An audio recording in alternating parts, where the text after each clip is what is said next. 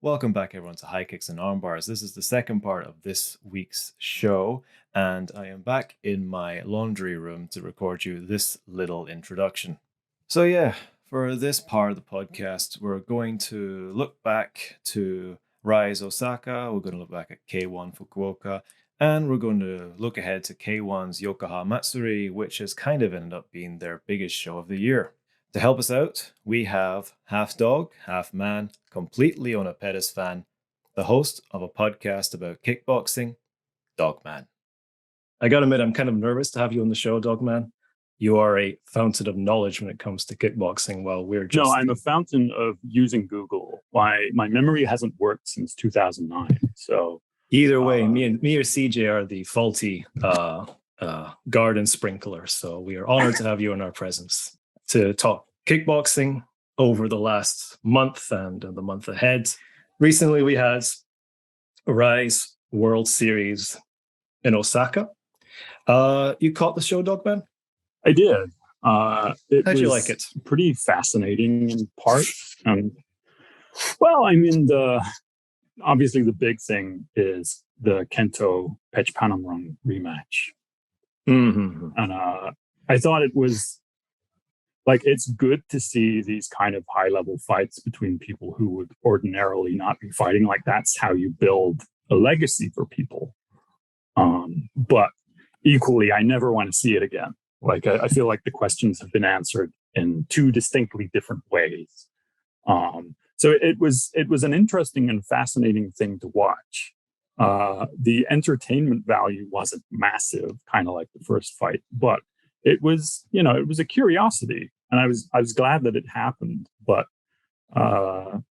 please move on, It was, so I went to the show, and this one was certainly, at least by the fourth round, it became a bit more engrossing to me after Kento hit that flying knee, and then had a bit more luck in the pocket connecting with offense. But it was kind of, up until that point, very similar to the first fight, even down to Kento jumping up and down to check Pech's kicks, his body kicks. Well, I thought there were a couple of new things he was doing, and I was glad to see him. He's still a very young guy, but he's also the head of his own gym, and is one of the few people who does strength and conditioning stuff. So, when you're in that position, it's very rare there is someone above you. There's a lot of guys these days that just do not have trainers, do not have people to point out technique or break down film. It's just guys in a room. So I thought it was interesting, and it was a credit to him that he was trying different things, and that he lost in a different way. And I know that sounds kind of like a backhand insult, but I actually thought it showed maturity beyond his years, which is makes sense for a guy who at the age of 23 has 15 children. So he's God, what's the word? He's got a family there. Precocious. I almost said promiscuous, which both apply. But did you think the extension round was kind of warranted in this fight, or do you think that was kind of giving Kento, based off the fourth round, a chance to kind of sneak the win out? The exact nature of Rise judging is something that people have always debated. And I think if you are a guy that they want for the future, a lot of the times those extension rounds are baked in. But actually, having said that, this time, there were a lot of rounds that you could very, very reasonably score 10-10. Pechpanamrung maybe stifled him a bit more, maybe had, the big body kicks, leg kicks that were sort of unanswered, but, nobody really pushed themselves ahead. But, having said that, if someone said to me, well, I could not pinpoint a single round that Kento won, I would not take issue with that. But kickboxing is often a game of 10-10s, and the margins are razor thin. So, I have less issue with that extension round than I do some others. And I guess this is kind of the boiling frog situation where you just get used to activist judging and refereeing to the point where maybe something, a few years ago would have raised some questions, but now it's just like, well, it's kickboxing, whatever. So you find that when there's an extension round, I've found this in some of the MMA fights and like shoot boxing, that when there is the possibility of an extension round, it almost makes the referees not want to make a decision because they're like, oh, it's kind of close. There's this extension round. We'll just call it a draw and hope that somebody finishes them in the extension round, or the extension round will show who the clear winner is. Yeah, there's kind of esoteric mathematics at play a lot of the time. So, I mean, again, having mentioned that my working memory stopped in 2009, I'm not sure if you're aware of the Mike Zambidis Shahidullah El Hajj fight, but it was this sort of legendary brawl, and actually it was kind of one-sided, but it was so fun that even though they had open scoring, telling you exactly what the judges had said was happening and the scores that they had rendered to that point, a mathematically impossible decision was read at the end of 3 rounds so that they could give it an extension round. So, the rules and regulations are very often just a suggestion rather than, policy. I wanted to kind of talk about Kento's very quickly. Do you see him staying at 65 kilograms, or do you see him moving up or down? Like I said, he's one of the few guys who lifts weights. So moving down, probably not in the cards. But Rise have shown a willingness before to make their champions meet in the middle. So maybe a fight with Kosei Yamada, something like that, is something that they could put on a big show next year. I don't know. It kind of depends on, Rise's willingness to rehabilitate him. They had some words after the fight. And it seemed Takashi Ito kind of threw him under the bus a little. So I was going to get to that. Yes, so Kento was very vocal in regards to some of Petch's clinching. And to the point where it's caused such a fuss that his post-fight interview is actually not being released on YouTube.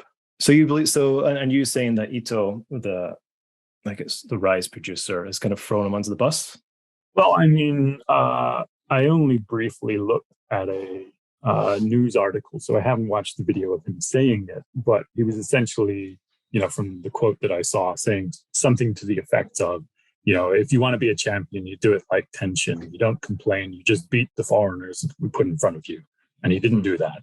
And, I'm paraphrasing in a perhaps unflattering light, but essentially, the gist of it was, complaining is fine, but you're complaining without having vanquished the opponent. So shut up.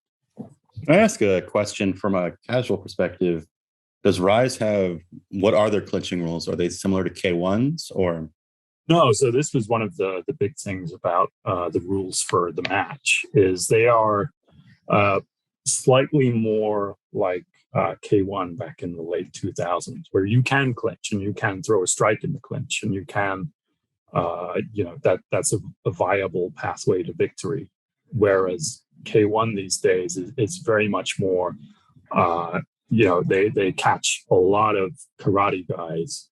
And there is, no clinch strikes allowed, very little leeway for that. So, the first fight was essentially won and lost in the clinch. And there are actually, because back in like 2009, it was not just kickboxers that would go over and train in Thailand. There were a lot of, sorry, I have to say this word, guys as well. So like Shinya Aoki would go and like work his clinch in Thailand, because obviously there's very, very, very good upper body wrestling techniques at work there, people with a very high level at that. Whereas now the money is so small, but the talent pool is so high in Japan. And the rule set has just sort of conglomerated towards this largely, at a distance striking, very little clinch work, if any, allowed by the rules. So I think it's kind of an inborn weakness now to the talent of today, that it's very difficult for them to prepare for a clinch heavy fighter, even under an organization with clinch rules, simply because in the domestic scene, unless you are fighting in either the old school kickboxing organizations that still allow elbows or the actual small Muay Thai scene, it's a very unusual look in the amateurs. That makes sense now that you mentioned it, because in what little I do follow, I have noticed more people with Muay Thai backgrounds going to Rise instead of K1.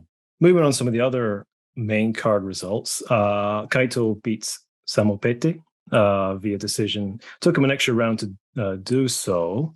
70 kilograms, maybe just a bit too big for Kaito, you reckon?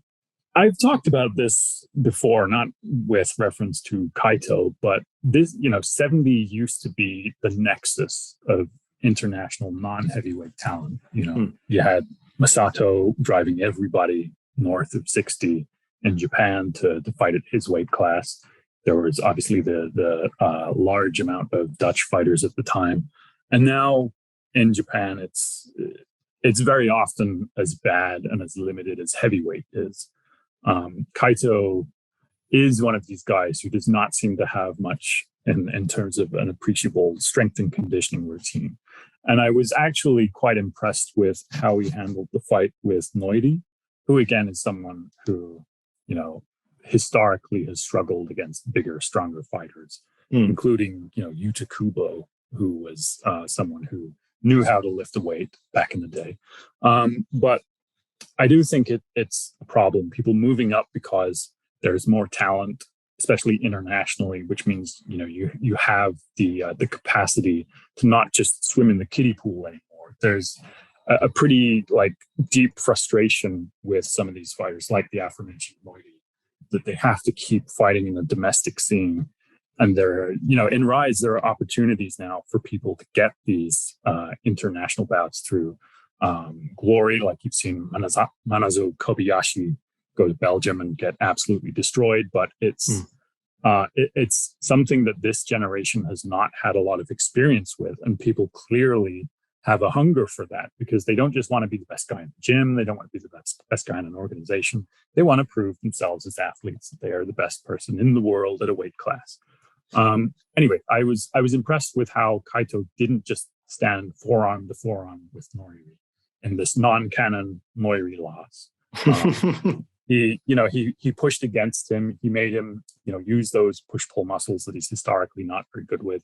And, it didn't count because Noiri broke his hand and I like him more. But I was very impressed with that. I was not very impressed with his performance in this fight. He was, out-muscled by a guy, but I think 67.5 is probably where he should be, if not 65 in a sane world. But he's not. He's in the world he's been given.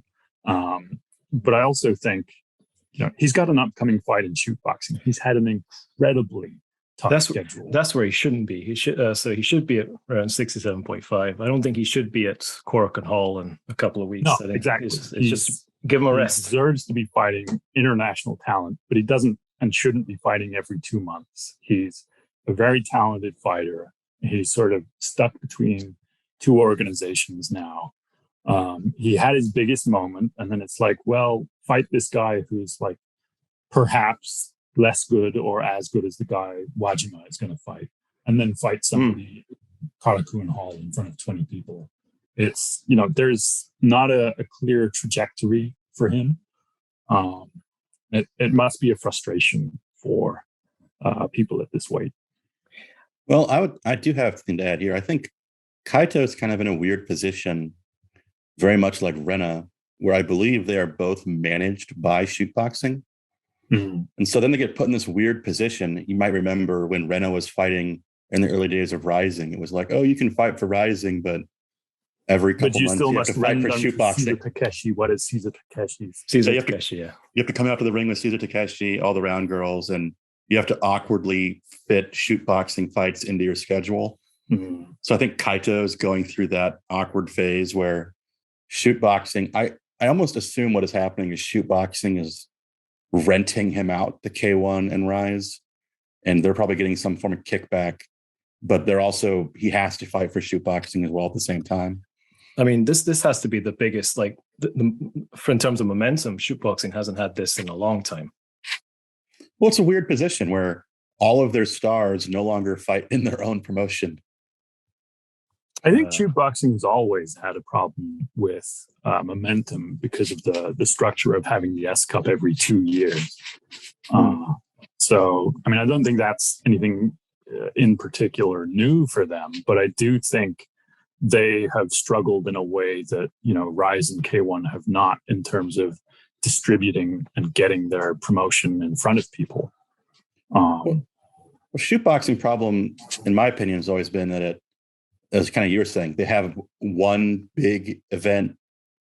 They have their women's S Cup, then alternating years they have the men's S Cup, and so it just in between then people aren't really that interested outside of people that follow those fighters because they go to the same gym or something.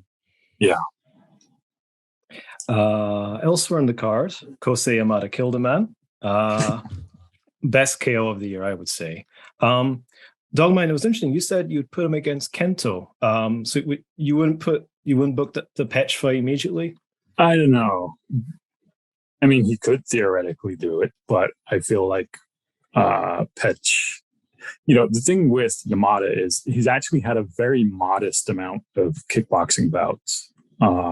So I think he's still like in his 12th, 13th fight or something like that. And, we saw he took the fight with Rukia on about 2 weeks' notice outside of his weight class. He's a very fun fighter. He's obviously got a lot of power in his hands. I don't know what they intend to do with him.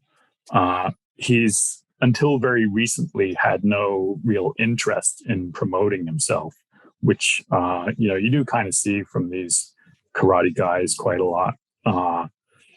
It's a sort of home brand stoicism. They have a house style, but he's since become slightly more open, slightly more popular. I could see them lean on him as a guy they try and put some promotional heft behind, but I think he's still got a way to go to connect with people, and I suspect that actually sticking him against white guys you may not have heard of before, who are going to be happy to exchange hooks with him and perhaps like collapse face first on the floor. Maybe do that for another year. One more from Rise. Your favorite, and I think everyone's favorite, Masahiko Suzuki. Like you said, he just loves getting punched. But bless him for it. He and Seiki Ueyama had a tremendously exciting fight. Suzuki dropped. I say dropped, kind of slipped. The ref figured, oh well, he's down. I'll make a little bit. We'll make it a little bit more exciting. Gave him the down, and then Suzuki just pressed on for the entire fight. One of the best pressure fighters, I'd say, in the 55 kilogram division. But good grief, Ueyama could take a punch. Yeah, I think one of the fundamental problems with these 3-round kickboxing fights is how incredibly hard it is to dig yourself out of a hole if you lose around 10-8.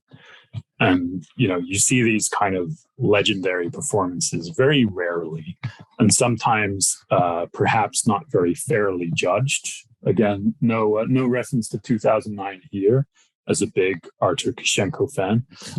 Anyway, it was... it's pretty incredible to watch because, he didn't get dropped, but he lost the first round 10-8. And then it was just nonstop from there, pushing. And the fact that he didn't get the stoppage is a tremendous accolade, a real feather in the cap of Ueyama. I'm glad you brought that up because I remember when I was watching the match with Tenshin and Takeru, as soon as there was that first round down, I was like, oh, well, now Takeru essentially has to finish Tenshin or to get back into this fight. Tenshin can just coast for the rest of it. Yeah, it's pretty rare because of the styles of a lot of the guys, but a lot of people just are not trained or programmed to fight on the back foot defensively the way Tenshin is and can. But there was just no drama after that, and everybody was expecting a 5-round fight that never happened. And so as soon as that happened, it's like, oh, tension's won. And I mean, again, I think it was a 5 out of 10 event, and it has a lot of historical significance, but I haven't rewatched it. It didn't really, connect with me greatly. So, yeah, but I also think, in the early days of K1, the fights as standard were 5 rounds, and there were a couple of historically boring and bad fights with just giant fat sacks. And it was like, we can't keep doing this. And so things got streamlined. But the fact that they are such an outlier in not doing 5-round title fights is troubling. It's troublesome. But equally, you watch a Crush card. If everything was 5 rounds, you would get fewer spectators. Right. Very quickly, K1 Fukuoka. Let me find it. How do you plan to quickly go over 24 fights? Ignoring most of them. We are going to ignore most of them. Yes, we're just gonna talk about mostly the 57.5 kilogram tournament. Some good performances. Shuhei Kimura's first round KO over Joswai. Nimi, Wang Jungguan having a fantastic back and forth bout. Toma beating a former K1 and current Infusion champ. But the one performance, of course, that stood out above the rest, Taito Gunji. A wee scare at the start of his opening round, but goes on to the second round to KO Kimura and KO Toma both in the first round, which is impressive to say the least, I would say. I think you would agree with that, Dogman? Absolutely. Because this was an incredibly competitive Grand Prix tournament, I thought. I think everyone thought. Yeah, so I sniffed it out through YouTube keywords and was incredibly excited about it. I think Wang Jungguan is a very fun guy. Matching him up with Nimi, great idea. I'm actually a big fan of Jiao Sui-Yai, so I was really into this, and I thought it was much better than the upcoming 60 kg tournament. But I did not expect anyone from that field to just rampage through it. And the fact that Gunji did, it is very unsurprising that after he did that and the way that he did that he was being kind of touted as the successor of Takeru's style. How would you rate Gunji's run with other tournament victories and this current incarnation of K1? Frankly, it's better than any tournament Takeru ever won. Really? I'm just thinking off the top of my head, but yes, please elaborate. Well, he fought Goshu and Stavros and the karate guy whose name I forgot right now. K Festa, I'm trying to remember. Yeah. Pettis and, beats. It was very short notice for everybody. It was 4 weeks or 2 weeks or something ridiculous. Thanks, Tiger. Yeah. And, it was completely chaotic. And, winning any of these tournaments is a real accomplishment because it's so physically grueling. And very often it's not the best guy that ends up on top. It's just sort of the cruel randomness of these tournaments and having these athletes, go against each other 3 times in one night. But I do think there was a lot of quality in this tournament in a way that we haven't seen for a good few years in K1. And to just run right through it the way he did was very impressive. In the first Tiki, it was kind of interesting because he sat back a little bit. And then when he had his chances, when he had his opponents against the ropes, he kind of exploded into them and kind of overwhelmed them with combinations. So it was a very fan-friendly style, but it looked like guys were able to kind of land the jab on him. So it's kind of an interesting guy to watch fight. Yeah. So overall, very impressive. Kind of a long-running rivalry with his kind of stylistic polar opposite in a guy called Tatsuya Tsubakihara, who is He's one of these guys from a karate background who just does not train in a ring. So he's, using the space a lot, very few strikes, good moving backwards. And they fought each other and, for this exact title before and as amateurs for different titles. And I think he's a guy that they do not want near the belt. And so they'll be very pleased that Gunji still has it. Yeah, I love the body punches. I thought the body punches were great too. I love good, hard body punches. So yeah, it's very exciting to watch. He was kind of taken aback and then he just exploded into his opponent. So very exciting. Yeah, and I think some of that is, attempting to kind of game the system where, 2 knockdowns in a round under tournament rules get you the win, which is, completely understandable and smart. But I do think when people go back and look, it's one of those things where after a guy loses, he was always bad.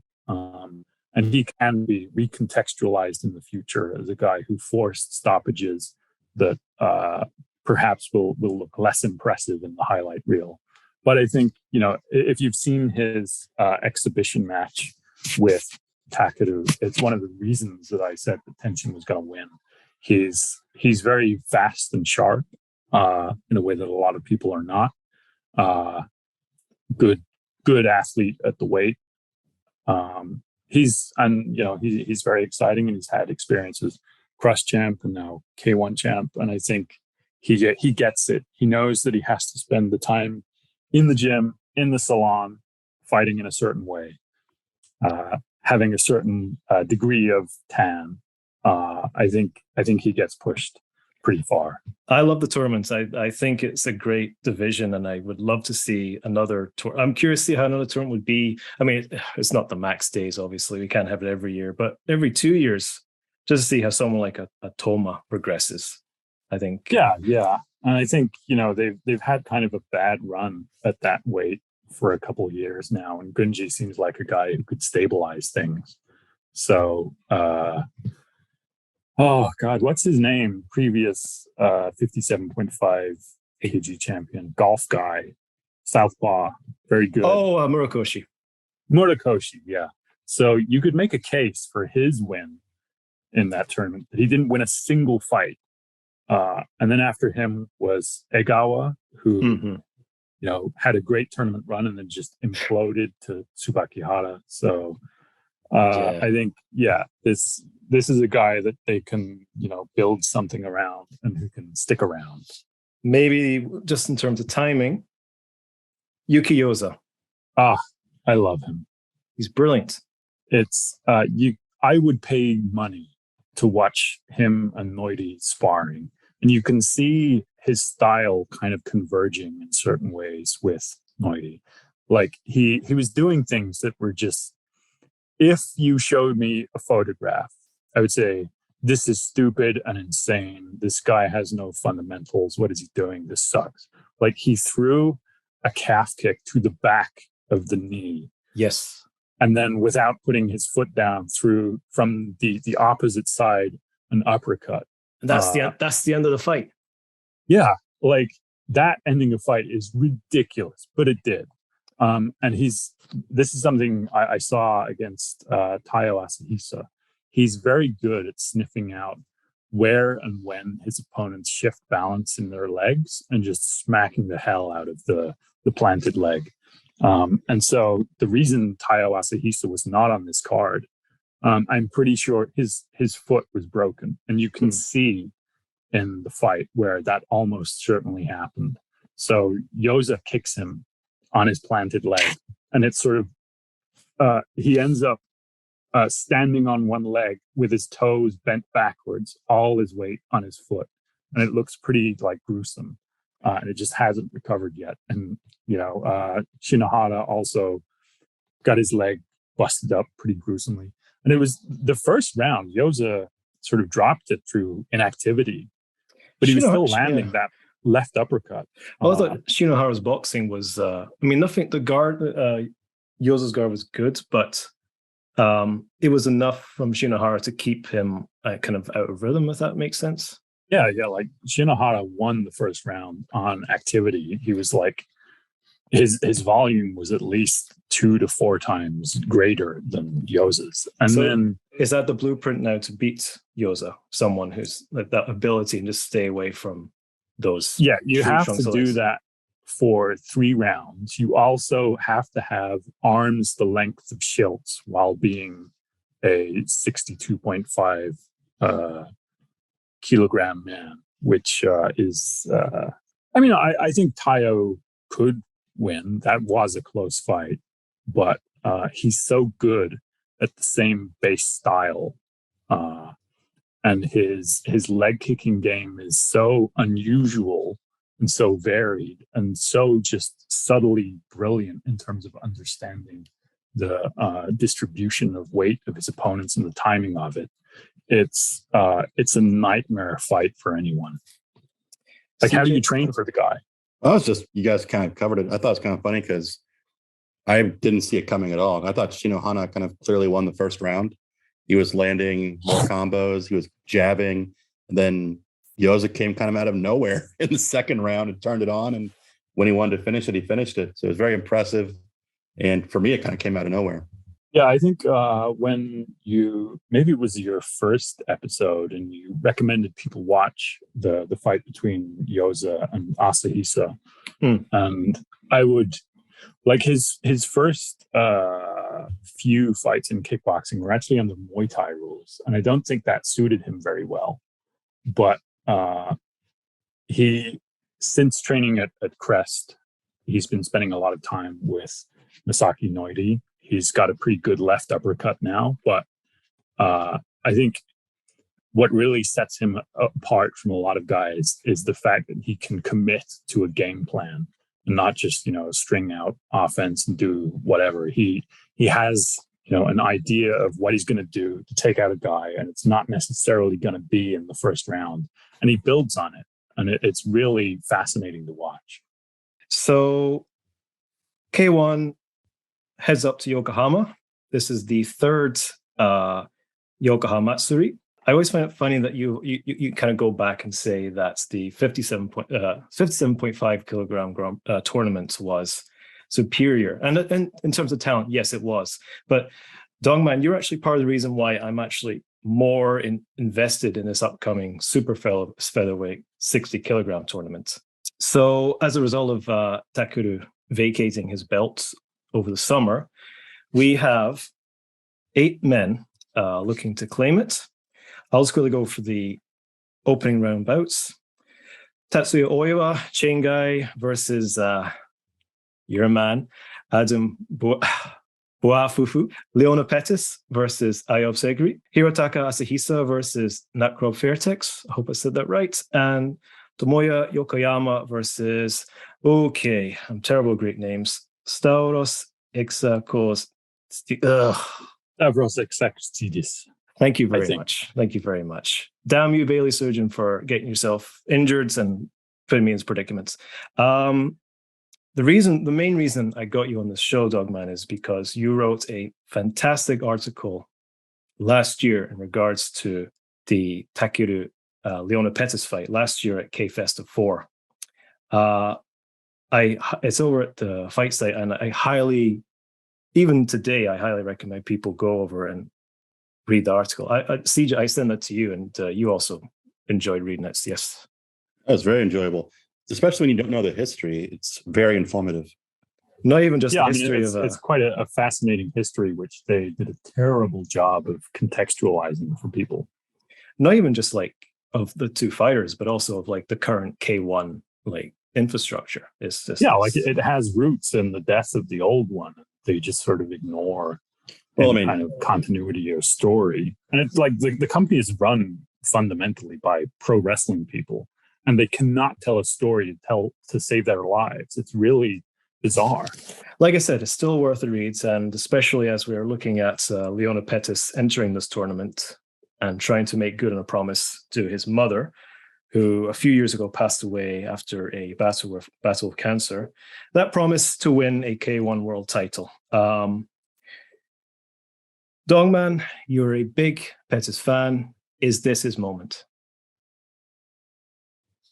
I don't think so. Oh, Obviously, I'm a big fan of the guy, but he's kind of been doing weird stuff since then. Like he moved up to the next weight class without like actually putting on any weight. I've extensively stalked this man, and even at 60, he would like guzzle candy and still be on weight. He was on weight for over 10 months for the Takadu fight. He's not a guy that should be at 62.5. He weighed less at 60 than Yuki Egawa did at 57.5. It was, a strange move simply because Taya Asahisa, a guy he'd beaten twice and doesn't like very much, was champion at the next weight class up. So a couple of things to note about these matchups is Ayub Sagiri, is that correct? it's I think so. It's the guy that Kushinko recommended, or it was trained by Kushinko, I believe. Yeah. So I would take recommended, perhaps in air quotes. Sagiri has been on the giving and receiving end of multiple double knockdowns. And so they put him against kind of a wild swinging man in Leona Pettis. And I think that this is kind of the mold that they want. They want a brawl to put on TV. Leona's last fight was just such a bizarre, confounding performance to me. So, do you think he was intimidated by Khan's power? I don't. I think a lot of people on the card were intimidated by the moment, and having never fought in front of that many people before, we got a lot of tepid fights. Like Nakamoto also didn't really, come out of his shell. So Leona has no one to blame for that loss but himself. And there are a lot of people who sort of go back and say, I can't see how the guy lost it, but he just didn't have any output. He was, showing off that he knew what a shoulder roll was and then not throwing anything back in return. So Leona's problem historically has been that he fights with a lot of emotion. And you saw that in the Takadu fight. Like he won 2 minutes and 50 seconds of round one. And then he saw that he had Takadu on his heels and went for a hook in the pocket against a guy who is a better hooker with shorter arms. And he essentially got knocked out. And then since then, he's been kind of, he's said that he knows this is a problem and he's going to work on it. And he had the opposite problem against Nakamura. So even outside of those like two extremes of performances, I just don't know that his style works very well in a tournament. And I do think, if he comes out the way that he fought Ken Nakamura, he could get to the later rounds and just like squeak past guys. But in his heart, the way he wants to fight is just brawling, like going all out. And you see, like in his old fights, he does get tired by the end of 3 rounds. Well, it's interesting you mention that because he has fought in a tournament before. Now, I believe it was in China, and I believe there were like 2 of the rounds were in one night, I believe. 2 instead of 3. And then the last time he fought in the tournament, he actually got dropped by Toshi, a guy who he was completely looking past because he'd beat him before. So, yeah, I don't know where his head's at. I don't know how his style works in a tournament. And actually, I think the guy who's going to surprise people is the allegedly no longer chain guy, Tatsuya Oiwa. Apparently, he has ditched the chain. He's so sturdy. Before we get to Oiwa, I'll just, before the CJ, I'll throw you in a second. One comment that Pettis made into Gong magazine that now I don't know did he say if he doesn't get through the first round or if he doesn't make it to the final, then that's it. He's done. He's calling it quits. Yeah, he said basically that if he doesn't win this tournament, he's done. We've heard that recently, of course. Do you believe that? Do you buy that? I do, because I know just from reading the kind of things that he says to himself and the people around him, how competitive he is and how the family has a like real big small business background. So Leona actually emptied his own personal savings to start a gym for his brother, who is a lot less good than him.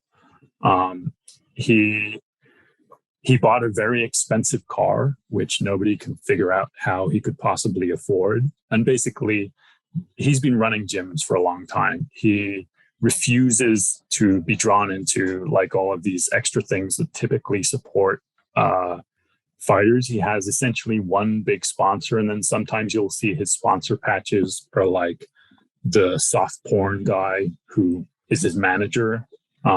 He's just really bad at promoting himself, really bad at finding these ancillary like monetary sources. He just wants to compete, but he does it on his own terms. He has a trainer now that he's been with for many, many years, and like just constantly says, I need to prove that this guy is the best trainer in the world. But he's very stuck in his ways.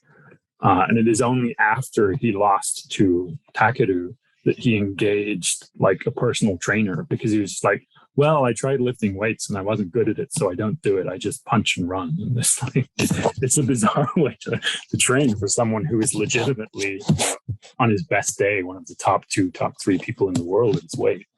So he's a fascinating guy, but I think he's kind of squandered a lot of his time and a lot of his potential.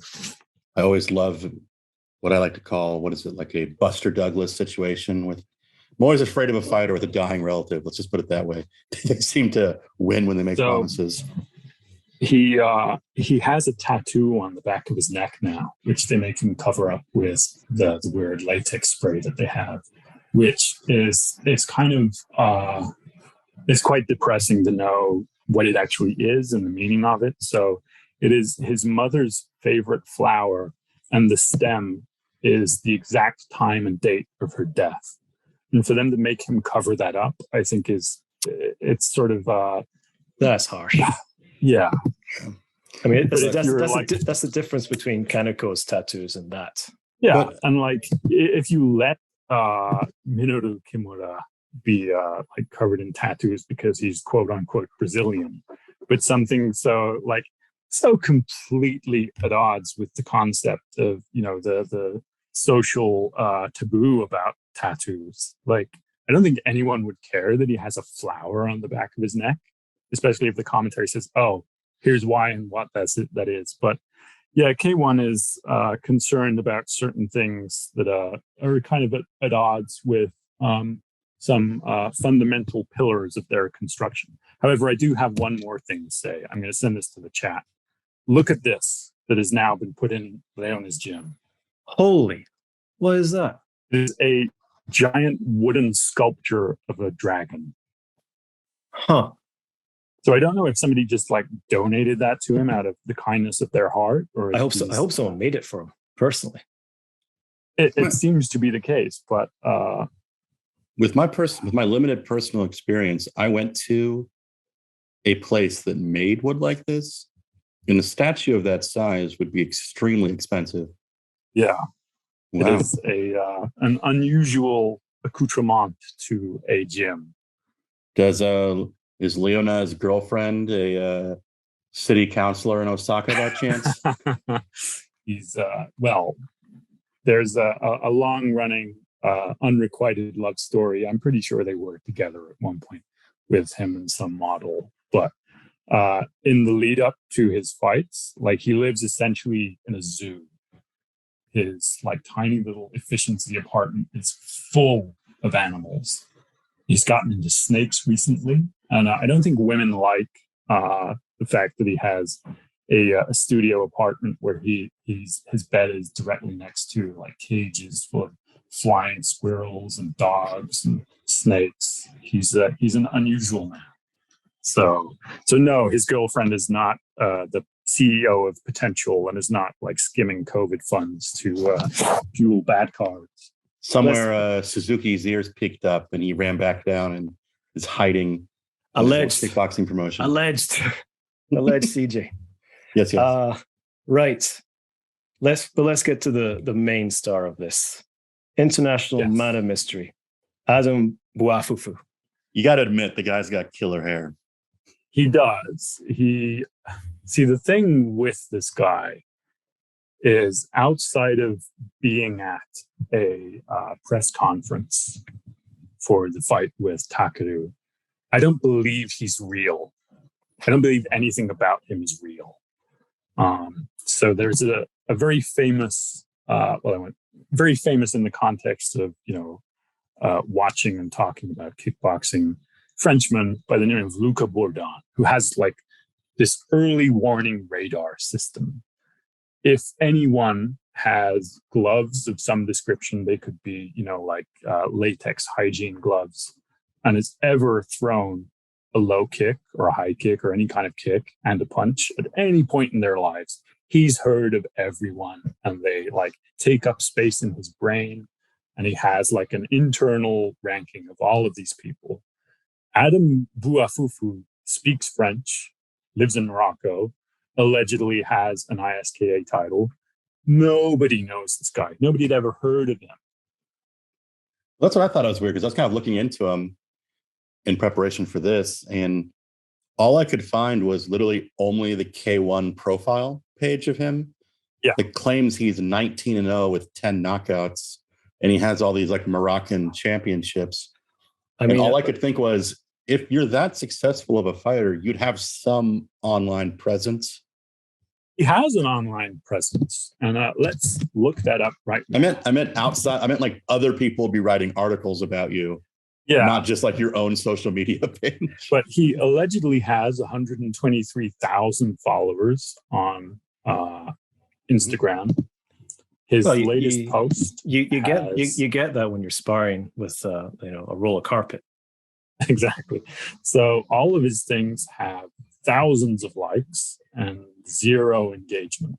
Oh, so you're pointing your finger at bots. The way ISKA works is, he's got a touch of the one championships about him.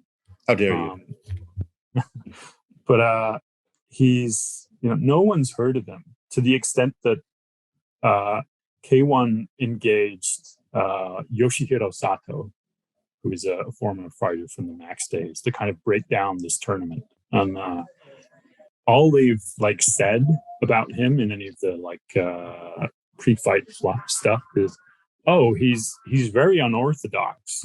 And that's because he's developed this style of punching because he fought in an organization with takedowns. And I think that's because he has a belt for something called Takedown FC. He does, if I recall correctly. He does, and he models that with his ISK belts in a pool. Yeah, but I think that's just a name. I don't think that's true in any way at all. He's just not technically very good. When you said unorthodox, my mind just read, oh, he's shitty. Yeah. So essentially, the way ISKA works is you can look at their list of champions, and you will find people who, you will find belts that haven't been defended since like 2008. It's kind of a pyramid scheme. You have thousands and thousands and thousands of regional promoters, and Adam's manager, or at least former manager, I'm not sure what the relationship is now, was ISKA's Morocco guy.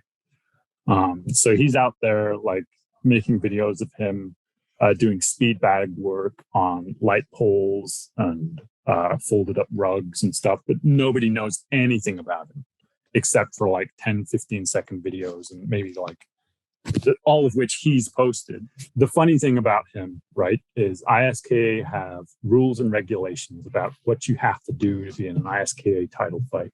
And when they announced his bizarre fight with Takeru, they said this is a double K1 and ISKA title fight, which was 3 rounds, which was against the 5-round regulations that the ISKA have for their belts. So even they don't care about their belts because they know that they're not real. So the artist formerly known as Chin Guy is probably going to go for this guy pretty easily. I mean, that's my gut feeling, but I have to put a line in the sand here and say, I would love it if Buaruru turns out to be a real guy. It would be so funny. Listening to you talk just reminded me of that. Was it Mazarov, the guy in the UFC who had to fictionalize his entire record just to get into the UFC? It sounds fascinating. Wrote it. Blood. If you guys haven't read it, Bloody Elbow read an article about the guy where people at Sherdog trying to verify his record realized he had like a losing record and that he had changed his name several times. His manager had made up promotions and made up events he supposedly fought at. And that's the vibe I'm getting at for Buafu. But I also, like Dogman, would think it's hilarious if it turns out he's the next big thing and he just knocks everyone out. But Oi was one of the other fun stories in this tournament, being obviously Takeru's training partner and close friends. But in terms of being a fighter, his biggest strength, I think, Dogma, you mentioned this, is his durability, his chin.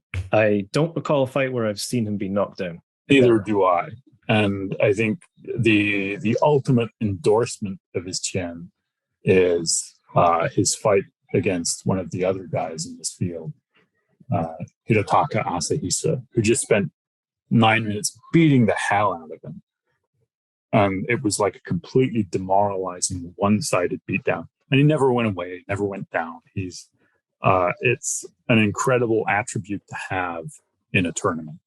But I rewatched Oiwa versus Pettis, their Crush title fight, and he gave a good accord of himself in that fight. So if they do meet in the semifinal, and if what you're saying is true about Pettis and your uncertainties about him as a tournament fighter, do you see Oiwa being a bit of a dark horse? I've used that expression a lot in this podcast, but is possibly if because Pettis can kind of blow himself out, get tired. But I think the best offense Chingai had in that fight was with his head.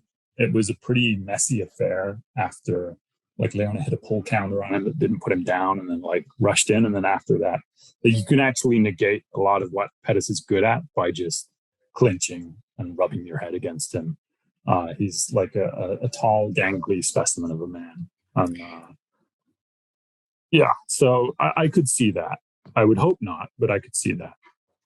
Very quickly, the other name I want to bring up for this tournament is Hirotaka Asahisa, who you've mentioned, brother of lightweight champ Tayo, on a very good rolls of late. I've mentioned before, killed Murokoshi at K-Festa 5. And tore both of his ACLs doing it. So that gone. That was from that fight. It wasn't just anything. Well, I know he had knee problems in one of his legs. But after that, he got surgery on both. And I think it was, when he got kicked in the head and went down, he went down badly on one leg, maybe. But he's not going to be in the ring for the foreseeable, and I think he's done. It's actually a crying shame in regards to Murokoshi's career. Yeah, he's a good fighter who never belonged at 60. Do you expect Pettis Asahisa in the final? Because that's what they're kind of building up to. And it would be storyline would be great because of Leona's history with Tayo, the 2 wins. Yeah. So in a logical world, that is what I would expect. But I don't have a lot of confidence in Leona's ability to just go wild the way he used to. And I think he's been a bit passive. But equally, Asahisa has such high output and is a real strength and conditioning guy, very, very, very obviously a good athlete. And it's famous, him and his brother, for the sort of grueling practices that they do. I don't know how anyone in this tournament shakes out over 3 fights. And this is one of the things Leona said, is that if he meets Asahisa in the final, that he thinks they'll both be pretty ragged at that point. So he would want a rematch whether he wins or loses. I'm just curious to see what Pettis shows up to this, because it seems like pre-Takeru him and post-Takeru is a very different guy. So it'll be interesting to see if he can return back to those older roots. Yeah, and you can see in his fights, he's working on specific techniques that he tries to add in every time. And one of the strange things in the lead up to the Takeru fight, he used to punch the body. He was actually a better boxer than he is now in his early career. And he just like completely stopped punching the body because all you do is throw the tenkao, like the clinchless knee, and everything with his hands was just targeting the head. He has brought back body punching. He's decided that he's also a flying knee guy sometimes. He will probably catch someone with that at some point, but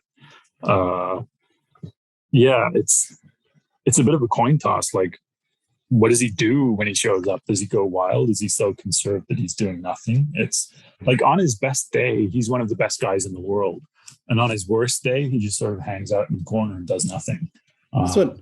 It's very strange in the Khan Nakamura fight. I remember I was texting Babalu during that. I was like, is he just completely dismissive of Khan Nakamura? The entire first round, he didn't do anything. Yeah, so I don't know what's going on with him, but so Leona Pettis is famous for a few things. One, punching pretty hard. Two, constantly showing off his penis to his training partners. This is kind of a long story, but he changed his cup size after the Takadu fight because when he got kicked in the groin, his appendage was like looped around the back and got caught on the back of the cup. It sounded extremely painful. And then he held a giveaway where he gave his cup to the viewers of somebody else's YouTube channel because they were from the same town as him. He's very odd. He is very constantly naked in front of his training partners. And also, there are multiple public accounts of other people seeing his member and then posting about how large it was. So as long as he doesn't go to a bathhouse with Shinya Aoki or Imanari, I'll be fine. Well, I'm aware of their cosplay photo shoots back in the day as well. So. Did you ever see the naked grappling between Aoki and Imanari in a bathhouse? No, but that sounds like a great time. The triangle choke never looked more awkward. Well, his thing was like coming out for the Imanari, like coming out naked with the belt, right? In the post-fight press conferences. Yeah. You speak of appendages. Imanari's signature is a drawing of a dick. I didn't realize Leona was this. I didn't realize he was this way, man. You've changed my view of him this evening. I don't know if he's a man with layers, and I forget the guy's name. Former Crush guy, retired and became like a gym instructor or something. Yes, very constantly. If you follow him on Instagram, like every 10 days or so, there's a looping video censored of him showing a training partner his penis. Does K1 lean into this? Like Rising can't stop talking about Tokudo's porn collection, or do they ignore it? Oh, not at all. They have no idea that he has any kind of personality whatsoever. Completely unable to sell the man. Yeah, it's like your article, like I said, is like from just for a fight that's over a year old. Is like it's helping me like kind of go into this fight, invest in this fight. And if it's annoying that you and other content creators out there who put so much like to the sport, when organizations like K1 who have the resources and the money to do so completely fail to do so. It's part of the joys and the misery of the sport in a way. Yeah, I mean, some of that is, everyone's a part-timer now, and not everybody wants to invite the public into their private life. So that article actually started out as just like a who's who of the human interest stories that K1 had cultivated. And then I just focused on one and everything else got cut out. But like, Yoshiki Take, very, very unusual personal story. Great fighter, no longer with them. Kaisei Kondo hasn't panned out. Kid who couldn't walk for several years, then like becoming one of their teenage champions and whatever. But they have these people who are incredibly marketable, and then they're so very set in their ways. They just film in the same by the hour photo studio with leather chairs and like bare concrete walls. It's CJ, you live in Japan and presumably have for some time now. Yes. And I believe you're married. I am, yes. Did you do the pre-wedding photo shoot in a studio thing that is so popular? No. But you're aware of the concept, yeah? Yeah, I did more of the Shuta Watanabe, go down to a city building and just turn paperwork in, the other popular way of getting married. But yeah, they love the photo shoots. I know what you're talking about. Yeah. So that, like, K1 just go to one of those studios, book it out for a few hours, and record the same kind of pre-fight video over and over and over again. It's funny that you say that, because I watch Abima and I like Abima's YouTube channel. And I think Rise kind of kills it with a lot of their content. Yes, absolutely. And you're saying the K1 is just nowhere near that level? It's average at best. I wouldn't say it's bad, but they've never had a good BTR. But I do believe that Rise, in some way, have engaged Daisuke Sato a couple of times, simply because I saw them using the same transitions and motion graphics a few times as some of the Ryzen stuff. So I don't necessarily think they have been directing things for them, but I know there's been some overlap and some input, and they do put more attention into their production. You will see things like the roving in-ring camera having a different lens, so they have depth of field for certain shots, whereas K1 is just K1 screw up a lot of stuff in very confusing ways. They will shoot video at like interlaced resolutions and upload things wrong all the time. They don't put a lot of money into their video production. A long time ago, I was a giant fan of Erika Kamimura when she was fighting in Rise.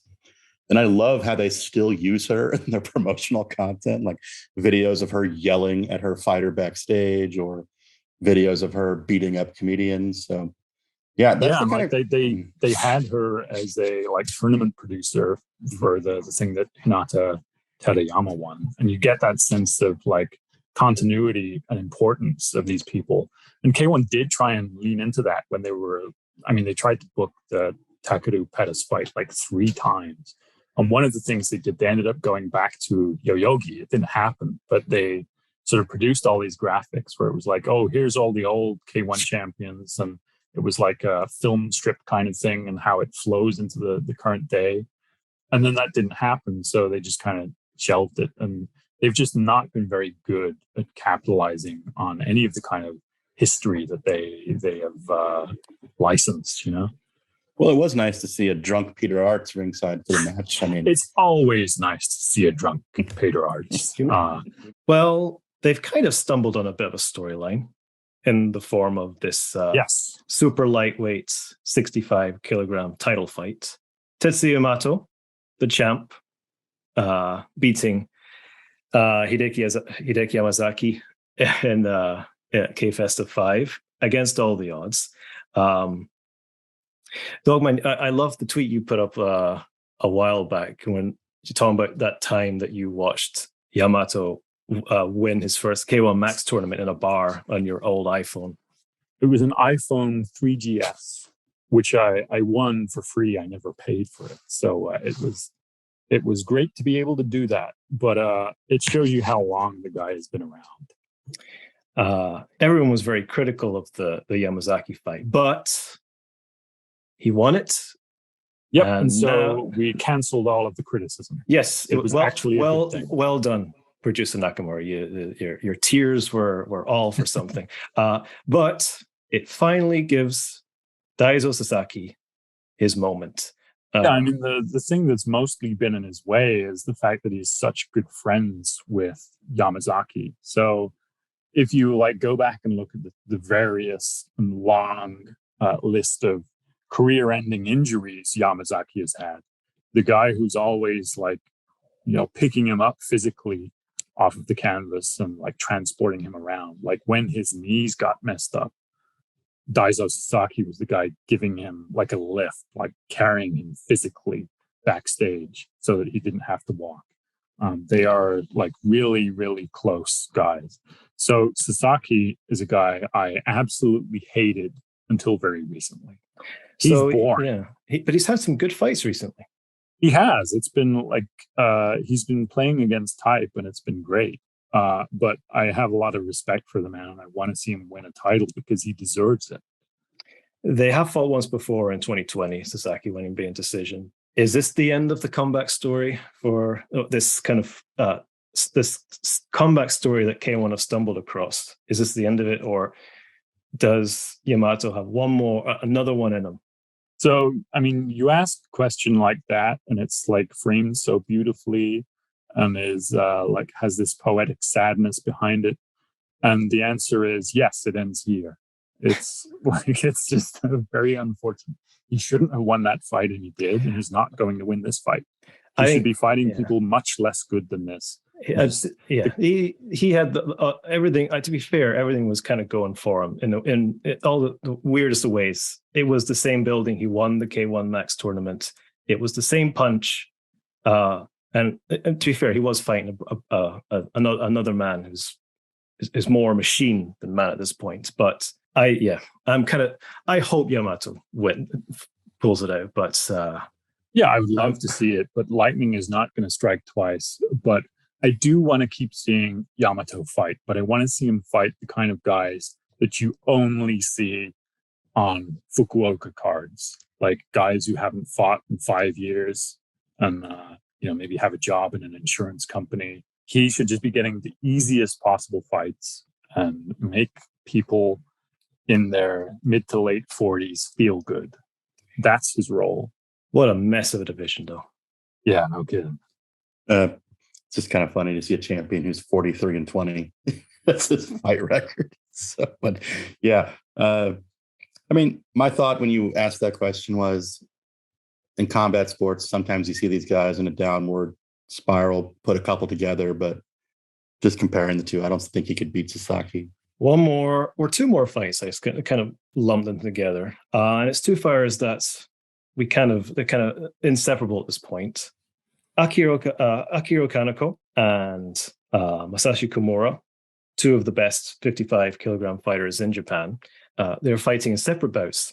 Folks have strong feelings about one bout and quite excited over the other one. Dogman, when you heard the fights announced, what were your thoughts? My first thoughts for both of these were what my next Google search was going to be. So I'm not terribly up to date on things in Thailand, and I'm certainly not up to date in lower weight classes, British. So this is the good thing about Beyond Kick, because like a lot of the guys there were super excited for Kimura's opponent, and then I think we've got a few guys in the UK scene who think that Kaneko's opponent, Jordan Swinton, is a very credible guy, but very young in his career, let's say. Yes. And I think this is kind of the tacit admission that, yes, Kimura is the best in the world at his weight, and we should give him more credible international competition. And I think since the match was kind of this capstone of the Japan versus Japan era, there has been a push, internally within these organizations and from the fighters, like Noidi obviously very publicly saying that he wants to, quote unquote, graduate to international competition.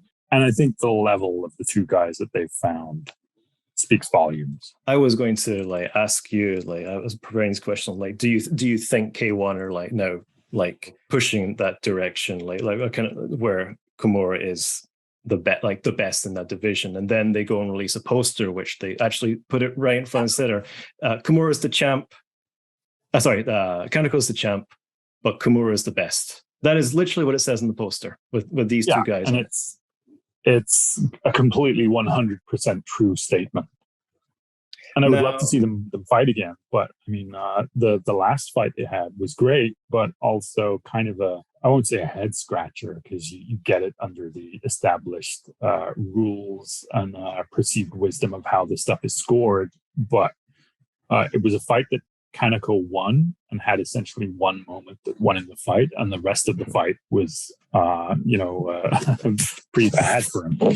It is the obvious next step, making these two rematch, because they have a situation where, their champion, the guy who seemed for all the world to be the next guy they would put promotional resources into, came out and decided that he was a jabber and didn't do any of the stuff that people love him for, because he was fighting, frankly, a better brawler than himself. He's still a very good fighter, still authors tremendous knockouts, but you have seen in the past that they understand what he's good at and what will make the nice 12-second long clip on Twitter, like making him fight Koki a second time. Bizarre, unable to justify that on a competitive basis. And of course, he knocked the hell out of him. And this is kind of, the way they've set things up is, yes, the champion will have a non-title match and presumably win in impressive fashion against his opponent. And then the presumptive next challenger, the final, and they do like place a lot of stock when you see interviews and press articles in Gong, the magazine that they own, in terms of what your last performance was like and what the pecking order established in a tournament was. So I think the fact that they faced each other in a final, they faced each other before. Yeah, I think it's probably what's next. I can only hope it's booked in Osaka and I can actually be witness to it. You're a selfish man, you know that? Hey, look, we're past the Koji era at this point. We are in desperate need of a new Kansai draw. Rough few years, huh? Yes, but I mean, the Kimura brothers are both from Osaka, so I think it's a. Well, I would personally book the fight in Osaka, but maybe that's to be fair, it is probably a K-Festa fight if there was one, but. If you want to add something for the audience, and if CJ hasn't seen it, Akihiro Kaneko's fight against the other Kumura brother, Shuhei Kumura, wildly entertaining. It is kind of interesting to me, though, that they put on a poster. I understand the sentiment of what they put on the poster, but it also seems to be like a slight to one of their champions at the same time. Seems like an interesting marketing tactic. I mean, they're full of interesting marketing tactics. A guy on this card who has been rebranded Pak Yohan. He's Korean now, despite having fought his entire career under a Japanese name. He's new now. Obviously, you're both aware of a lot of social issues, and certainly the kind of monsters that inhabit social media will blame every single conceivable earthly problem on the dreaded specter of non-Japanese people in Japan. But obviously that's, a big part of the organizational structure here. So there are several guys of, Korean ancestry who are, I believe, they receive some kind of funding and some kind of training help. And I actually think it's quite nice that it happens, because obviously these opportunities for fighters, few and far between, and for people at the periphery who find it difficult within the current society, mostly Zainichi Koreans, it's a difficult thing. And also I think it's getting people into fights that will probably harm them. But we'll see. So it's an interesting thing. So good luck to Pak Yohan. But he wasn't very good as a heavyweight, I can tell you that. But now he's less fat, so that's good. Just before we wrap up, any other fights that you were looking forward to on this mammoth of a card? Yeah, so I love Wajima. Yes, the guy he's fighting I've never seen before, but it's exactly the kind of match I expect him to have trouble with. Like packs a punch, this guy apparently. Yeah, a very big physical European guy. It's like a style he's not really been exposed to very much outside of Kimura. Himalayan Cheetah against Jong Tong is just completely out of left field matchmaking. And of course, we have the greatest physical comedian of all time, Sina Karimian, versus one of the super heavyweights in a fight that is sure to be, if not entertaining, then at least funny. I am personally looking forward to this card. Me and three others will be attending. You decided what time you're showing up?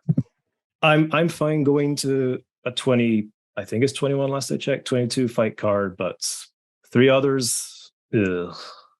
You will urinate in your spacesuit and like it. Dogman, thank you so much for joining us. It's been an absolute blast talking to you.